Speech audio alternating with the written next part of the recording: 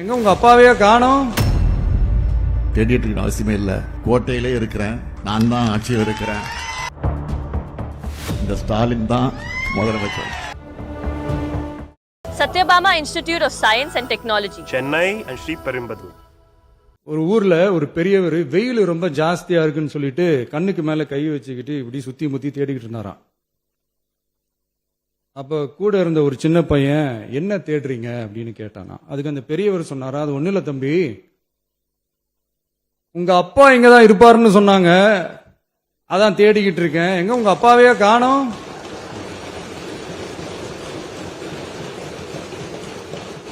இல்ல அந்த எங்களுக்கும் நக்கலா நையாண்டியா சம்பந்தம் இல்லாத குட்டி கதை இதெல்லாம் எங்களுக்கும் பேச தெரியும். அந்த கதையில பெரியவர் அப்படி சொன்னாராம், தப்பா எடுத்துக்காதீங்க. அந்த கதையில பெரியவர் அப்படி கேட்டாராம். நேற்று முன்தினம் கூட நீங்கள் எல்லாம் டிவியை பார்த்திருப்பீங்க. ஒரு காட்சி நடந்துச்சு. அதை பற்றியெல்லாம் நம்முடைய முத்தரசன் அவர்களும் குறிப்பிட்டு சொன்னார். மற்றவர்களும் எடுத்து சொல்லியிருக்கிறாங்க. நாட்டில் எனக்கு எத்தனையோ ஏராளமான பிரச்சனைகள் இருந்துட்டு இருக்கு. ஒரு பக்கம் மின்வெட்டு பிரச்சனை, இன்னொரு பக்கம் டெல்டா மாவட்டத்தில் விவசாயிகளுக்கு குறித்த நேரத்தில் தண்ணீர் திறந்து விட முடியல அப்படிங்கிற சூழ்நிலை. நீங்கள் ஒன்று என்னை பார்க்கணும். 2021க்கு பிறகு 5 வருஷம் ஆட்சி பொறுத்தேற்ற போது ஒவ்வொரு ஆண்டும் ஓராண்டும் தவறாமல் நாம் மேட்டுக்கணையை குறித்த நேரத்துக்கு முன்பே திறந்து வைத்திருக்கிறோம். அதுதான் நம்முடைய ஆட்சி.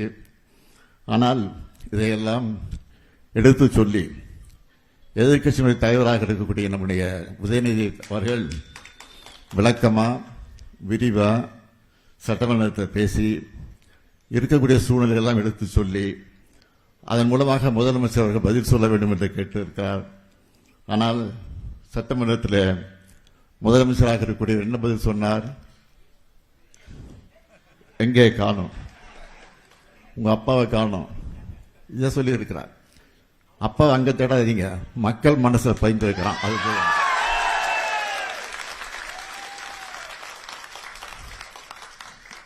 நீங்க தேர்தல் நான் இருக்க மாட்டேன்.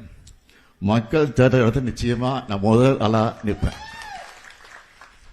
சட்டமன்றத்தில் நான் இருந்தாலும் இல்லாவிட்டாலும் இன்னைக்கு நான் மக்கள் மன்றத்தில் இருக்கிறேன் என்பதை மாத்திரம் எனக்கு எடுத்து சொல்கிறேன். அதான் 5 நிமிஷம் பேசுனதுக்கே கொளத்தூரி இந்த ஆட்டம் அடிச்சு பேசுனா அப்புறம் என்ன பண்றது? நான் அரசியலுக்கு கிட்டத்தட்ட 60 வருஷம் இருக்கு. ஆக அந்த 60 வருஷமா மக்களாக தான் இருந்து கொண்டிருக்கிறேன்.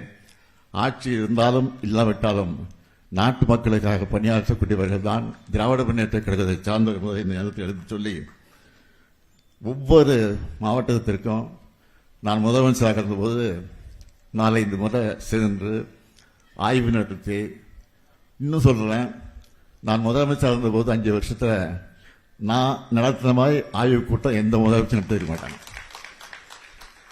நான் பயணம் செஞ்ச மாதிரி எந்த முதலமைச்சரும் பயணம் செஞ்சிருக்க மாட்டாங்க.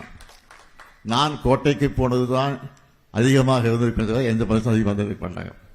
இன்னும் கூட சொல்ல, நீங்க முதலமைச்சர் தேடி பார்க்கணும்னா இன்னைக்கு இருக்கக்கூடிய முதலமைச்சரை கேட்டுக்கொள்கிறேன், கோட்டையில தான் கோப்புகள் எல்லாம் இருக்கிறது. ஆக அந்த கோப்புகளை எடுத்து பாருங்க, அதில் கையெழுத்து போட்டுப்பேன், முக ஸ்டாலின். நம்மளுடைய மாநில உரிமை, மொழி உரிமை, உத்தம உத்தரர் போல வேஷம் போடுற எதிர்கட்சிக்கு ஒன்றை மட்டும் ஆணித்தரமாக சொல்றோம். உங்களை மாதிரி தமிழ்னு சொல்லிக்கிட்டு, மொழி பண்பாடு கலாச்சாரம்னு சொல்லிக்கிட்டு ரெட்டை வேஷம் போடுறவங்க நாங்க கிடையாது. உலகெங்கும் வாழும் என் தமிழ் சொந்தங்களுக்கு நம்முடைய உத்தரவாதம் தமிழ் தான் எங்க உயிர் நாடி அப்படின்றத மறக்க மாட்டோம். இப்பவும் சொல்றோம், மாநில உரிமையில எப்பவும் உறுதியா இருப்போம். அதே சமயத்துல அரசியல் வேற, ஒன்றிய மாநில அரசுகளுக்கு இடையே இருக்கிற நிர்வாக அணுகுமுறை வேற. இதுல நாங்க ரொம்ப தெளிவா இருக்கிறோம். அதனால எங்களுக்கு பாடம் எடுக்கிறதா நினைச்சுக்கிட்டு உங்க வேஷத்தை நீங்களே கொஞ்சம் கொஞ்சமா கலைச்சுக்கிட்டே வரீங்க, மறந்துடாதீங்க. அப்புறம்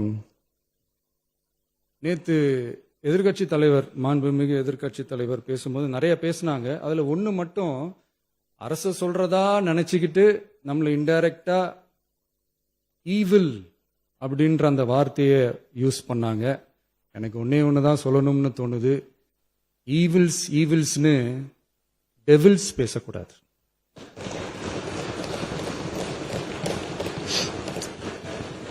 அவங்க இருந்திருந்தா ஒரு ஆக்ஷன் பண்ணணும்னு எனக்கு தோணுச்சு. எல்லாரும் போயிட்டாங்க. இல்ல With your permission பண்ணலாமா? இப்பவும் பண்ணலாம், ஒன்றும் தப்பு இல்லை. மகளிருக்கு கலைஞர் உரிமை தொகையாக மாதம் 1000 ரூபாய் வழங்கப்படும் கைது போட்டிருப்பான். அங்க ஸ்டாலின் இருப்பான்.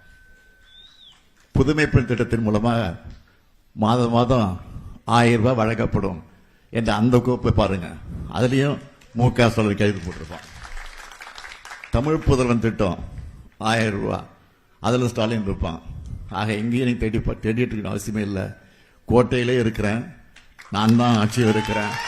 இன்னும் சொல்றேன், அண்ணா சொல்லியிருக்க ஒரு முறை சொன்னார். அண்ணா சொன்னார், தமிழ்நாட்டிற்கு தமிழ்நாடு என்று பெயரை சூட்டி இருக்கிறேன், இது போது எனக்கு வாழ்க்கையில். ஆக நான் ஆட்சியில் இருந்தாலும் இல்லாவிட்டாலும் தமிழ்நாடு என்று பெயர் சொல்றதுக்கு என் பெயர் இருக்குன்னு சொல்லியிருக்கிறாரு. அது மாதிரி மகளிர் உரிமை திட்டம் இருக்க வரைக்கும் இந்த ஸ்டாலின் தான் முதலமைச்சர்.